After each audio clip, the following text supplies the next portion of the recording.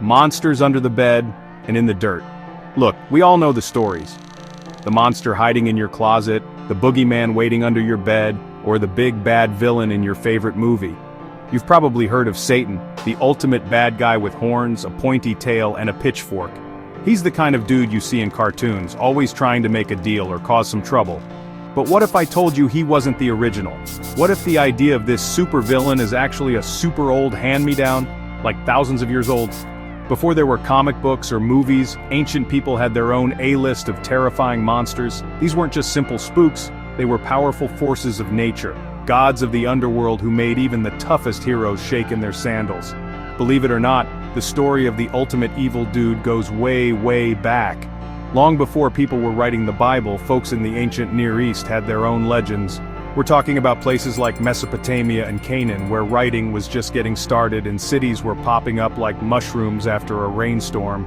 These people, the Canaanites, had a whole lineup of gods and goddesses, each with their own drama, just like my friends on Mount Olympus. And just like the Greek gods had their share of troublemakers, the Canaanites had a villain who was the absolute worst. He wasn't just a mischievous trickster, he was the personification of everything that went wrong. He was the reason summer ended and the world grew cold and dark. So where do we even find these stories? You can't just Google ancient Canaanite villains, right? Well, sort of. Archaeologists, who are basically treasure hunters with better degrees, have been digging in the dirt for centuries. In places like modern-day Syria, they found the ruins of an ancient city called Ugarit. There, they uncovered a treasure trove of clay tablets covered in a weird, wedge-shaped writing called cuneiform.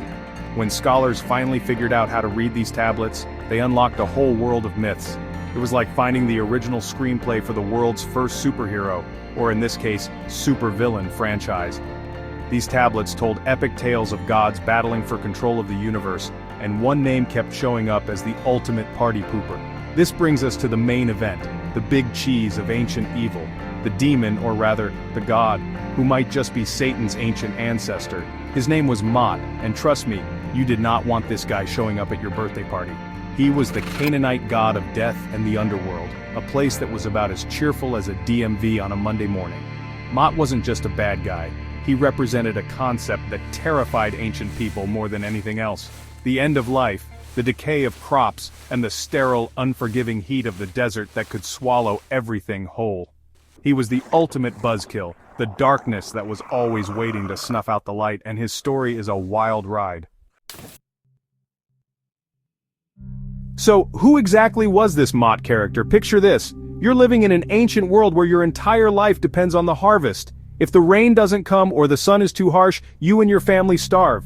For the Canaanites, Mot was the living embodiment of that fear. His name literally meant death. He wasn't a fallen angel or a tempter with a sneaky contract. He was a cosmic force, a gaping maw that wanted to devour everything. The myths from Ugarit describe him as having a massive throat, a gullet that stretched from the earth to the stars, ready to swallow gods, mortals, and everything in between. He was hunger, sterility, and the silence of the grave all rolled into one terrifying package. Mot's big rival was Baal, the god of storms, rain, and life-giving fertility. Think of Baal as the superhero of the story, the guy who made the crops grow and kept the world from turning into a giant desert. The central myth revolves around an epic throwdown between these two. Mot, being the grumpy god of death that he was, gets jealous of Baal's power and popularity. So he invites Baal down to his kingdom, the underworld, which is basically a death trap. Baal, maybe not the sharpest tool in the shed, accepts the invitation and is promptly swallowed by Mot. With Baal gone, the world plunges into chaos. The rains stop, the fields dry up, and everything starts to die. Sound familiar? What made Mot so scary was his sheer unstoppable power. He didn't need trickery or clever plans. He was a force of nature, an inevitable end. The ancient texts describe him as insatiable, always thirsty for life. When other gods tried to reason with him, he basically laughed in their faces, boasting about how he had devoured other powerful beings. He represented the natural cycles that ancient people couldn't control. When drought hit or a plague swept through a village, it was easy to imagine a hungry god like Mot was behind it all. He wasn't evil in the way we think of it today. He was just doing his job, and his job was to bring everything to an end. This idea of a cosmic enemy, a being of darkness who battles a being of light, is a theme you see everywhere. The story of Mot and Baal laid some serious groundwork. When the ancient Israelites who lived right next door to the Canaanites began writing their own stories, they would have been familiar with these myths. The concept of a powerful adversary, a Satan or accuser, who challenges God and brings suffering to the world, has echoes of Mot's cosmic feud with Baal. It's like the earliest version of the hero versus the villain, a story that got remade, remixed and retold for thousands of years until it became the one we know today. Now let's fast forward a few thousand years. The image of ultimate evil has changed quite a bit, hasn't it? When you think of a villain from a Disney or Pixar movie, you probably don't picture a bottomless pit of death. Instead, you get someone like Hades from Disney's Hercules. He's got blue fire for hair, a fast-talking, sarcastic personality, and runs the underworld like a frustrated CEO. He's funny, he's got charisma, and while he's definitely the bad guy, you kind of enjoy watching him. He's more of a cosmic salesman with a bad temper than an all-consuming force of cosmic annihilation. He's designed to be entertaining, not to give you nightmares about the world ending. Compare that to Mot. There was nothing funny or charming about him. He didn't crack jokes or have slick one-liners. He was the silent, creeping dread of starvation and the finality of death. His horror was real and deeply connected to the everyday struggles of ancient people. Modern movie villains, on the other hand, are often separated from our real-world fears. They want to take over the world or steal a magical artifact, goals that are exciting but safely fictional. We can root against Scar from The Lion King or laugh at Yzma from The Emperor's New Groove because their evil is packaged for our entertainment. They are characters in a story, not forces that could actually make our crops fail. So why the big change?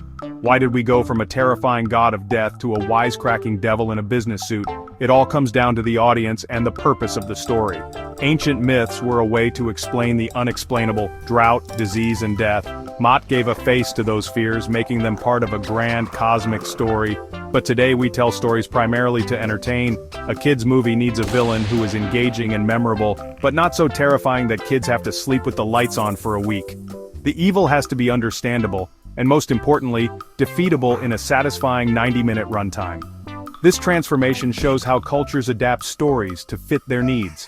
The figure of Satan in popular culture is a perfect example. He's been a fearsome serpent, a tragic fallen angel, a tempting dealmaker, and a comical underworld manager. Each version tells us more about the people telling the story than about evil itself. Disney and Pixar have mastered the art of creating villains who are just scary enough to be exciting. They are a safe way for younger audiences to explore ideas of right and wrong, jealousy and greed, without having to confront the soul-crushing dread that a character like Mot represented. They're evil, but they're fun. So from an ancient god of death to a blue-flamed cartoon, the story of the Big Bad has had quite a journey. It's like a song that's been covered by a dozen different bands, each one adding its own style. The original melody, the fear of darkness and chaos, is still there, but the instruments and the rhythm have changed. The Canaanites told the story of Mot to make sense of a harsh and unpredictable world. It was their way of explaining why bad things happen and assuring themselves that eventually the god of life, Baal, would return and set things right. It was a story of hope born from fear. We still tell these stories for a similar reason, even if our fears have changed. We might not worry about a deity swallowing the sun, but we still worry about failure, injustice, and people who want to cause harm. Villains in our stories, whether they're in books, movies, or video games, give us a way to confront those fears in a safe space. They represent the challenges we face, the obstacles we need to overcome. And when the hero finally triumphs over the villain, it gives us a sense of victory and hope. It reminds us that even when things look bleak, good can prevail. These tales also teach us about ourselves. By looking at how different cultures have imagined evil, we can learn about what they valued and what they feared most. The Canaanites feared the end of the harvest, so their ultimate villain was a god of sterility and death. In many modern stories, villains are greedy corporate executives or power-hungry tyrants, reflecting our contemporary anxieties about greed and the abuse of power. The stories we tell are like a mirror, reflecting the heart of our society, our deepest worries, and our greatest hopes for a better world. Ultimately, that's the magic of mythology, whether it's ancient or modern. These stories stick around because they speak to something fundamental inside all of us. They connect us to the past, helping us understand that people thousands of years ago weren't so different from us. They had parents, they fell in love, and they told stories to their kids to explain the big, scary world. From the terrifying Mott to the hilarious Hades, these tales of darkness and light remind us of our own strength and resilience. They teach us that no matter how scary the monster, there's always a hero ready to face it. And that's a story worth telling again and again.